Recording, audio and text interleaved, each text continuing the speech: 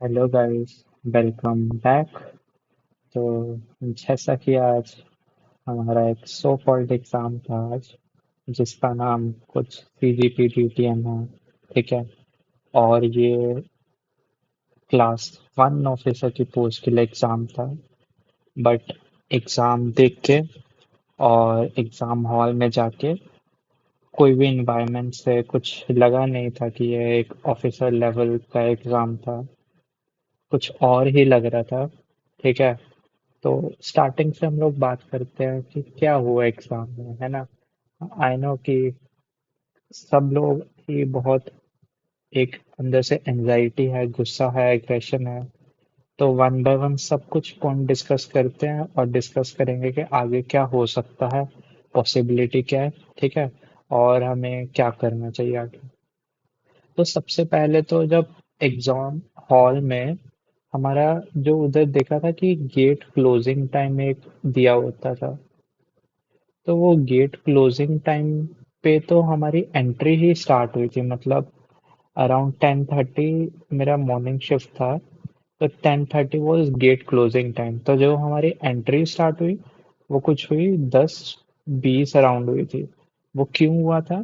कुछ प्रॉब्लम हो गई थी। क्या हुआ था, पहले 10 अराउंड बच्चों को अंदर लेके गए थे।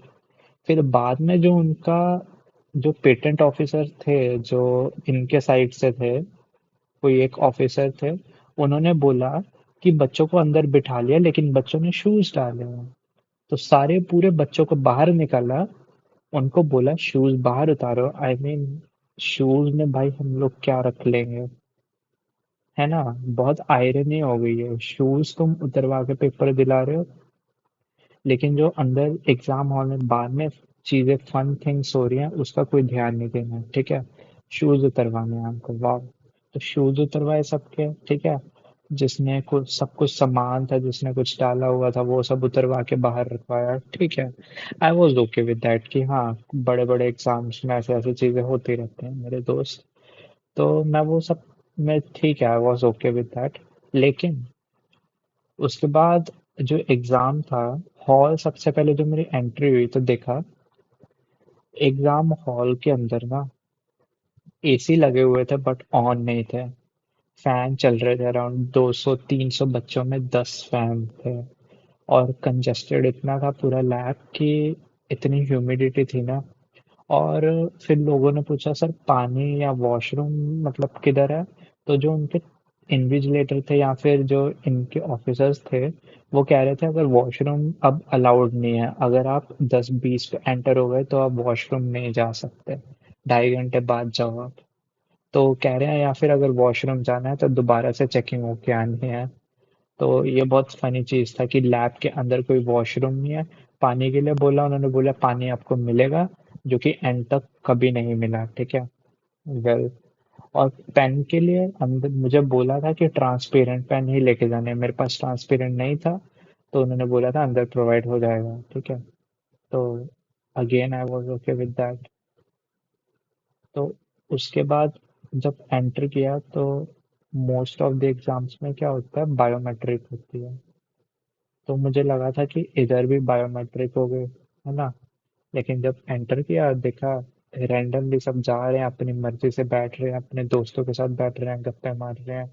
और ऐसा लग रहा था कि एक हम कॉलेज का एग्जाम देने आए हैं, जिसमें रैंडम, कॉलेज में भी इनफैक्ट रैंडम नहीं होता, बट जस्ट सेइंग कि ऐसा लग रहा था कि कोई छोटा सा एग्जाम है, रैंडमली बैठ रहे हैं और रैंडमली पेपर दे रहे हैं। लोग अपने दोस्तों के साथ बैठे थे। तो जब एग्जाम देने गए तो सबसे पहले तो आई वाज शॉक्ड कि एग्जाम वो समथिंग की जो स्क्रीन थी, इट वाज, तो जो स्क्रीन थी it was Mozilla Firefox browser जो होता है सिंपल। तो वो ब्राउजर का एक सिंपल सा स्क्रीन था, जिसके ऊपर आगे प्लस भी था साइन, एक टैब चेंज करने वाला, जो कि मैंने बिल्कुल ट्राई नहीं किया, बट आई एम श्योर काफी लोगों ने ट्राई किया होगा, है ना। तो वो टैब ऐसे अनसिक्योर्ड सा ब्राउजर था। उसके बाद हम मैंने पेन मांगा 20 बार, लेकिन एंड में जाके मुझे 10:59 पे पेन मिला जाके।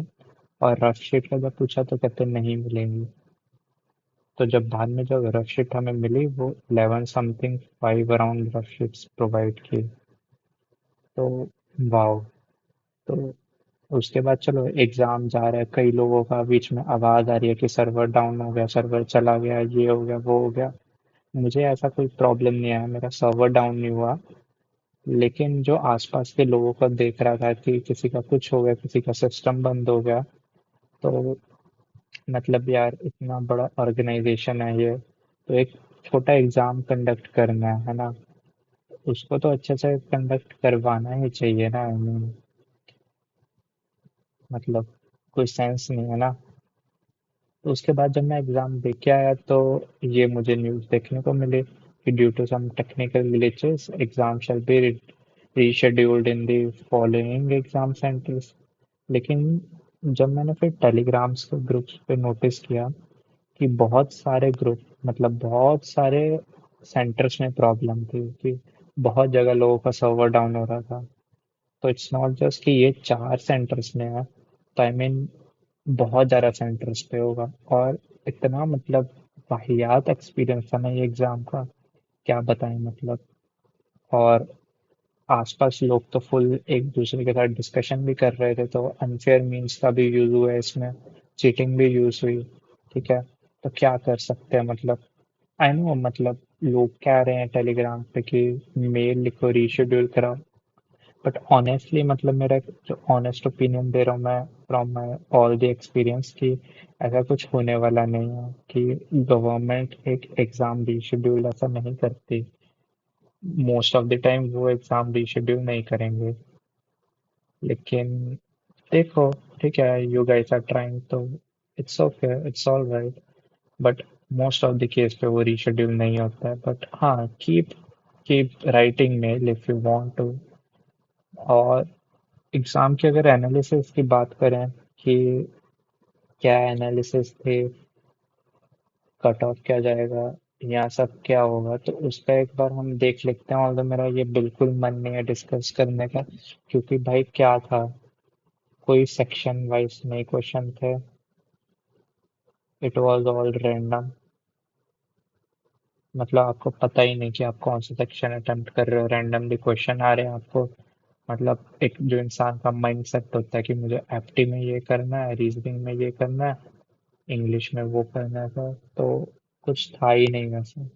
तो ऑल टुगेदर एक रैंडम सा ही पेपर था, जिसमें आपको बस टाइमर आ रहा था, टोटल नंबर ऑफ अटेम्प्टेड भी क्वेश्चंस नहीं आ रहे थे कि एंड में हमें पता ही नहीं कि हमने कितने अटेम्प्ट किए, कुछ नहीं आया। तो ये वर्स्ट एक्सपीरियंस देके गया ये एग्जाम। एनालिसिस की बात कर लें यार, तो क्वेश्चंस का लेवल बीच बीच में मुश्किल भी था, बीच में आसान भी था।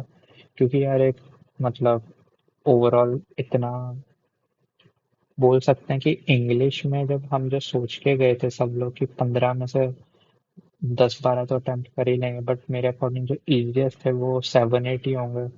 और एप्टी या प्लस रीजनिंग एंड ऑल जो भी, इंग्लिश 15 ही थी ना, आई थिंक ज़्यादा थे, राइट। मतलब यार अभी मेरे को फिगर याद नहीं आ रहा, बट इंग्लिश प्लस रीजनिंग के 75 क्वेश्चंस थे। तो लोगों ने सोचा था कि इन 75 में मतलब मैं ही वो लोग हूँ जिसने सोचा था कि ये 75 में 70 प्लस का ट्राई करेंगे करेक्ट करने का। बट आई थिंक जो मेरे भी करेक्ट हुए होंगे वो अराउंड 55 to 60 ही होंगे इसमें करेक्ट। उसके बाद जीके, करंट अफेयर्स और ये पेटेंट वाला, और प्लस जनरल साइंस वाला, ये सब मिला के भी 75 था।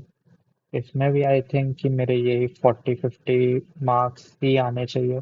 और ऑल टुगेदर मेरा भी मोस्टली 90 to 100 की रेंज में मार्क आना चाहिए, आई थिंक सो। लेकिन क्योंकि यार total number of attempted again हमें नहीं पता, तो we can not really say कि हमारा क्या स्कोर आ रहा है, क्या नहीं आ रहा। बट आई थिंक कि जो अगर कट ऑफ जाएगा, अगर ये एग्ज़ाम रीशेड्यूल ना होके इसी के बेसिस पे जो कट ऑफ मिलेगा, तो मोस्ट ऑफली मतलब हर ब्रांचेस के लिए भी नो कि डिफरेंट होता है कट ऑफ।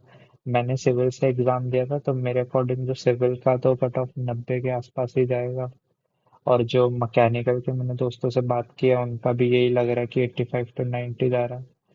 तो मोस्टली अगर आपको लग रहा है, कोई एक आइडिया है कि आप कोई भी ब्रांच से हैं, आपके 85 प्लस मार्क्स एक्सपेक्टेड हैं, तो आप लोग सोच सकते हैं कि अगर रीशेड्यूल ना हुआ तो आप आ सकते हैं मेंस के लिए।